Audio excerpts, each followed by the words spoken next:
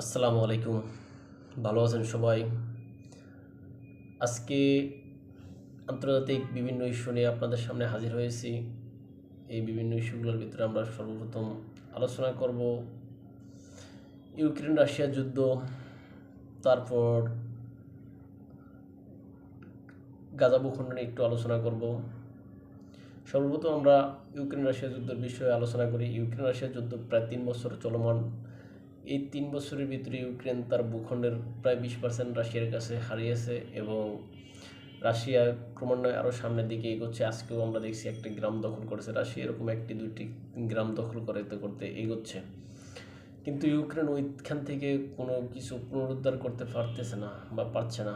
এই ক্ষেত্রে যুক্তরাষ্ট্র তাদের সর্বদাই সহযোগিতা করত। ওই সহযোগিতার হাত যুক্তরাষ্ট্র হয়তো সরিয়ে নিচ্ছে।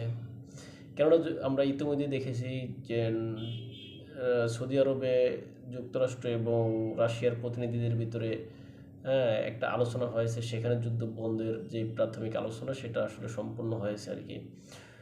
এইভাবে হয়তো আরও সামনে অনেক আলোচনা হবে, অনেক বার্গেনিং হবে, অনেক দাবি দেওয়া আছে, কেউ ছাড় দিবে, কেউ নতুন নতুন দাবি দেওয়া অ্যাড করবে, এইভাবে হয়তো আলোচনা চলতে থাকবে। এর ভিতরে হয়তো রাশিয়া আরও বেশি করে ভূখণ্ড দখল করে নেবে আলোচনার সুবিধার্থে। মাঝে ইউক্রেন তার ভূমি হারাবে এবং এই যুদ্ধে সর্বশেষ ফলাফল হবে কিছু লোকের জীবন। সাধারণ লোকও আছে যাদের শুধু জীবন বিসর্জন আর কি। এছাড়া এই যুদ্ধে আর কোনো ইউক্রেনের জন্য আর কোনো উপকার বয়ে আসবে না। কেননা ইউক্রেন এই যুদ্ধ শুরুই হয়েছিল ইউক্রেনের ন্যাটো সদস্যর বিষয়ে। যেমন যুক্তরাষ্ট্র এবং পশ্চিমা বিশ্ব সবাই যখন বলেছিল ইউক্রেনকে ন্যাটো সদস্য করা হবে, রাশিয়া এর বিপক্ষে দাঁড়ায় বলছিল যে না, ইউক্রেনকে ন্যাটো সদস্য করা যাবে না, সেই বিষয়ে যুদ্ধ।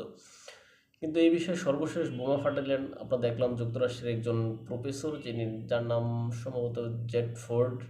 তিনি ইউরোপীয় এক কনফারেন্সে সেখানে তিনি বললেন যে ইউক্রেন যে ন্যাটো সদস্য হতে পারবে না, এই বিষয়টা আসলে যুক্তরাষ্ট্র পূর্বে থেকেই জানতো। কেননা ইউক্রেন রাশিয়ার যুদ্ধের 1 সপ্তাহ আগেও জেটফোর্ড তৎকালীন নিরাপত্তা উপদেষ্টা বা প্রেসিডেন্টের নিরাপত্তা উপদেষ্টা জ্যাক সুলেমানকে ফোন করেছিলেন। তিনি যেহেতু মার্কিন নাগরিক, তাই তিনি আসলে সরাসরি তাদের কাছে কথা বলতে পারতেন। তিনি ফোন করেছিলেন, বলেছিলেন এই যুদ্ধটা কি এড়ানো যায় কিনা। তখন জ্যাক সুলেমান তখন ওই জেটফোর্ডকে বলেছিল যে আসলে ইউক্রেন যতই যা হোক, যুক্তরাষ্ট্র যতই মুখে যা কিছু বলুক, আসলে ইউক্রেনকে ন্যাটো সদস্য করবে না। আর এই ইউক্রেন রাশিয়া যুদ্ধ এই কারণে হবে না বা এড়ানো যাবে। যাই হোক, এতে হয়তো জেটফোর্ডরা আশ্বস্ত ছিলেন আর কি। কিন্তু সর্বশেষ দেখা গেল যে আসলে তার 5-7 দিন পরেই রাশিয়া ইউক্রেন আক্রমণ করেছে। কেননা যুক্তরাষ্ট্র গোপনে নিজেরা হয়তো জানতো বা নিজেদের পরিকল্পনা ছিল তারা ইউক্রেনকে ন্যাটো সদস্য করবে না, কিন্তু এটা তারা গোপনে রাশিয়াকেও জানায়নি। আর যার কারণে রাশিয়া ধরে নিচ্ছে ইউক্রেন ন্যাটো সদস্য হবে, তাই তার সর্বশক্তি নিয়োগ করে সে ইউক্রেনের উপরে ঝাঁপিয়ে পড়ছে। যুদ্ধের প্রাথমিক পর্যায়ে আমরা দেখছি রাশিয়ার সৈন্যরা ইউক্রেনের রাজধানীতেও এসে পড়ছিলেন। অবশেষে সেখান থেকে যদিও বিভিন্ন কারণে, বিভিন্ন অজুহাতে বা সেখান থেকে রাশিয়ার সৈন্যরা ইউক্রেনের রাজধানী ছেড়ে চলে গিয়েছেন। কিন্তু যুদ্ধ তো এখন থেকে অদ্যাবধি চলমান। ইউক্রেন তার ভূমি হারাচ্ছে, রাশিয়া তার দখল করে নিচ্ছে। আর জেটফোর্ডের এই আলোচনা এটা আসলে সারা বিশ্বকে অবাক করে দিয়েছে। কেননা তিনি যার সম্পর্কে, অর্থাৎ জ্যাক সুলেমান সম্পর্কে যে কথাগুলো বলেছেন, কিন্তু জ্যাক সুলেমান এই কথাগুলো যে মিথ্যা বাকি এর কোনো উত্তর দেননি। তাই ধরে নেওয়া যায় জেটফোর্ড যে কথাগুলো বলেছেন ওই কথাগুলো সঠিক। আর যদি তাই হয়, তাহলে যুক্তরাষ্ট্র কেন ইউক্রেনের এত বড় ক্ষতি করলো, এই প্রশ্ন কেউ কি করবে কখনো? হয়তো না। কেননা যুক্তরাষ্ট্রকে প্রশ্ন করার মতো ইউক্রেনের সেই সামর্থ্য ক্ষমতা নাই। আর যদি প্রশ্ন করে তখন হয়তো দেখা যাবে যে ইউক্রেন প্রেসিডেন্টই বেছে নেই। কেননা যুক্তরাষ্ট্র বা এরকম এই পৃথিবীতে এমন এক শক্তির আধার হয়ে তারা আবর্তিত হয়েছে, তারা ইচ্ছে করলে হয়তো জেলেনস্কিকে আপনার যে কোনোভাবে ন্যায় করে দেবে। আমরা দেখেছি মুসলিম বিশ্বের যে সমস্ত নেতাদেরকে, আপনার ইরাকের প্রেসিডেন্ট সাদ্দাম হোসেন, লিবিয়ার প্রেসিডেন্ট গাদ্দাফি, তাদেরকে বিনা অজুহাতে বিভিন্ন ট্যাগ লাগিয়ে কীভাবে তাদেরকে হত্যা করা হয়েছে। হয়তো দেখা যাবে কোনো এক অপারেশনের নাম দিয়া জেলেনস্কিকে হত্যা। এক্ষেত্রে হয়তো ইউরোপীয় যে সমস্ত মিত্রগুলো আছে ইউক্রেনের, তারা হয়তো পাশে থাকতে চেষ্টা করবে, কিন্তু তাতেও কি কাজ হবে? হবে না। কেননা এই বিষয়ে পূর্বে হয়তো তাদেরকে যে সবক দিয়ে গেছে মার্কিন যেই আপনার ভাইস প্রেসিডেন্ট জেডি ভ্যান্স, তিনি এসে সেখানে যে সবক দিয়ে গেছেন ইউরোপের গণতন্ত্র নেই, ইউরোপের বামপন্থীদের উত্থান হওয়া উচিত, হ্যাঁ, ডানপন্থীদের এই বিষয়ে ইত্যাদি ইত্যাদি বিশাল এক লম্বা ফিরিস্তি দিয়ে গেছেন। ভাগ্যের কি নির্মম পরিহাস, যেই ইউরোপ সর্বদা বিভিন্ন তৃতীয় বিশ্বের দেশগুলোতে বা উন্নয়নশীল দেশগুলোতে এসে সবসময় সবক দিত যে এখানে গণতন্ত্র নাই, এখানে নিরাপত্তা নাই, এখানে বিরোধী দলের উপরে দমন পীড়ন হচ্ছে ইত্যাদি ইত্যাদি। আজকে সেই অজুহাতগুলোই আজকে মার্কিন ভাইস ভাইস প্রেসিডেন্ট এসে সেখানে দিয়ে গেছেন। জানি না ইউরোপীয় নেতাদের এর থেকে শিক্ষা হয় কি না। আবার যাচ্ছি আমরা জেডি ভ্যান্সের যে সে আলোচনায়। জেডি ভ্যান্স যে আলোচনা যেটা বলেছিলেন সেটা হচ্ছে ইউরোপ বিষয়ে তিনি বলেছেন ইউরোপের নেতাগণ আসলে অপরিপক্ষ। তার কথার সারমর্ম এরকম, কেননা যুক্তরাষ্ট্র তাদেরকে যে দৃষ্টিতে দেখিয়েছে তারা সেই দৃষ্টিতে দেখছে, তারা নিজেদের কোনো পরিকল্পনা প্রণয়ন করেনি। যুক্তরাষ্ট্র যদি বলেছে দিনকে রাত বলতে, তারা কিন্তু দিনকে রাতে বলছে। যুক্তরাষ্ট্র রাতকে দিন বলতে বলছে, তারাও সেটাই বলছে, কিন্তু তারা ওটার কখনোই বিরোধিতা করেনি এবং চ্যালেঞ্জ জানায়নি। বিনিময়ে আজকে ইউরোপের প্রায় অস্তিত্ব সংকটের দিকে, হ্যাঁ, কেননা এই জন্য দায়ী মূলত ইউরোপ।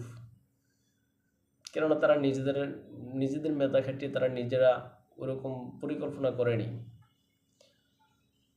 আর হয়তো যুক্তরাষ্ট্র এবং রাশিয়া এই যুদ্ধবিরতি প্রস্তাবে সম্মতি হবেন। সেই ক্ষেত্রে ইউক্রেন কতটা সুবিধা করতে পারবে তা আলোচনা সাপেক্ষ। যুক্তরাষ্ট্র ইউক্রেনের যেই খনিজ সম্পদ বা প্রাকৃতিক সম্পদ নেওয়ার বিষয়ে যেই প্রস্তাব করেছিল ইউক্রেনের প্রেসিডেন্ট, সেখানে হার মানছে, অর্থাৎ সে দেওয়ার জন্য প্রায় রাজি। এই ক্ষেত্রে যুক্তরাষ্ট্র অজুহাত হলো গিয়া তারা এখানে যে ইউরোপীয় নেতাগণ যে টাকা ইউক্রেন যুদ্ধে দিয়েছে সেটা দান হিসেবে দিয়েছে, আর যুক্তরাষ্ট্র কেন ওই টাকা শুধু দান হিসেবে দিবে।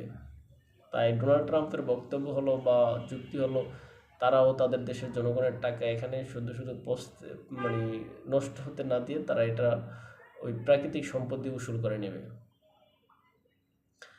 ডোনাল্ড ট্রাম্প আসলে একজন ব্যবসায়ী মানুষ, তিনি ব্যবসায়িক দৃষ্টিকোণ দেখিয়ে বিবেচনা করবেন। ইউক্রেন রাশিয়া যুদ্ধেও হয়তো তিনি ওই ব্যবসার বিষয়ে চিন্তা করতেছেন, কিন্তু ইউক্রেন মানুষের অবস্থা কী হবে সেটা আসলে পরবর্তীতে হয়তো দেখা যাবে।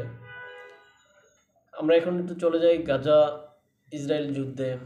হামাস ইসরায়েল যে যুদ্ধবিরতি সংগঠিত হয়েছে, আসলে ওইটার নামমাত্র যুদ্ধবিরতি। ওইখানে আসলে যুদ্ধবিরতির কোনো লক্ষণ নেই। যুদ্ধবিরতি মানে হচ্ছে সেখানে কোনো গোলাগুলি হবে না, কোনো গুলি চলবে না, কোনো বোমা হামলা হবে না। কিন্তু আসলে সেখানে দেখা যাচ্ছে যে বর্তমানে পশ্চিম তীরে ইসরায়েল দৈনন্দিন গুলি করছে, হ্যাঁ, মানুষ হত্যা করছে ইত্যাদি ইত্যাদি। সর্বশেষ হামাস ইসরায়েলের ভিতরে যে বন্দি বিনিময় চুক্তি হয়েছে, উক্ত বন্দি বিনিময় চুক্তির আওতায় হামাস তাদের কাছে বন্দিকৃত ইসরায়েলিদেরকে মুক্তি দিয়েছেন। বিনিময়ে সেখান থেকে 600 ফিলিস্তিনি মুক্তি পাওয়ার কথা ছিল, কিন্তু তাদেরকে এখনও ইসরায়েল মুক্তি দেয়নি। তারা শর্ত জুড়ে দিয়েছে যে হামাস যে সমস্ত ইসরায়েলিদেরকে মুক্তি দেওয়ার পূর্বে তাদেরকে নিয়ে যে আলোচনা বা তাদেরকে নিয়ে যেই, হ্যাঁ, খোলা মঞ্চে যেই আনন্দ উদযাপন হ্যাঁ, এটা করে, এটা ইসরায়েলের পছন্দ হচ্ছে না। কারণ তারা চাচ্ছে যে এটা বন্ধ হোক। এটা বন্ধ হলে তারা ওই 600 যেই ফিলিস্তিনি মুক্তি দিবে ওটা দেবে। জানি না এক্ষেত্রে হামাস তার পক্ষ থেকে কী করে, কিন্তু এখানে হামাস সরাসরি বলছে ইসরায়েল যুদ্ধবিরতি চুক্তি লঙ্ঘন করেছে। কেননা হামাস ওই যে ইসরায়েলিদেরকে মুক্তি দেওয়ার সাথে সাথে তারা ফিলিস্তিনিদেরকে মুক্তি দেওয়ার কথা। এদিকে যুদ্ধবিরতি চুক্তির প্রথম দফা অতিবাহিত হলেও মার্চের 1 তারিখের ভিতরে তাদের দ্বিতীয় দফা বিষয়ে আলোচনা হওয়ার কথা, কিন্তু আজকে ফেব্রুয়ারি মাসের 23 তারিখ চলে যাচ্ছে, অথচ ইসরায়েলের প্রধানমন্ত্রী নেতানিয়াহু যুদ্ধবিরতি চুক্তি দ্বিতীয় দফা শুরু করতে এখনও আগ্রহী নন। বরঞ্চ তাদের যে সমস্ত কট্টরপন্থী জয়নবাদী যারা আছেন তাদের দাবি মেনে নিয়ে বরঞ্চ তারা ওইখানে হামলা করতে বা যুদ্ধবিরতি চুক্তিটা পণ্ড করতে উদ্গ্রীব হয়ে আছেন। এর ভিতরে কি হবে ফিলিস্তিনি মানুষের সেই বিষয়ে আসলে চিন্তা তাদের নেই। বিশ্ব যে সমস্ত বিশ্ব কর্তা যারা আছেন তারাও এই বিষয়ে আসলে কোনো সিদ্ধান্ত নিচ্ছেন না। জানি না সবশেষ কী হয়, দেখা যাক। ভালো থাকবেন সবাই। আসসালামু আলাইকুম।